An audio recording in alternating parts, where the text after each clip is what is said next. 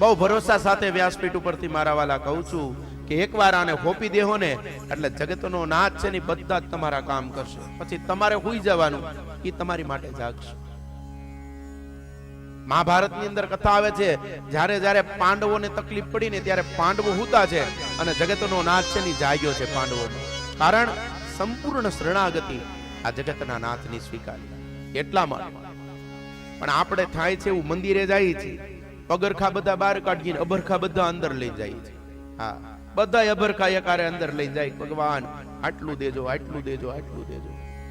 એને બધી ખબર જ છે આપણી, છતાં પણ આપણે છે ભગવાનની પાસે માંગીએ.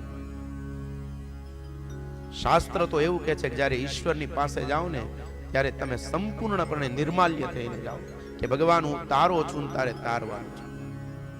હકથી જવાનું છે ઈશ્વરની પાસે. પણ હક ક્યારે લાગે?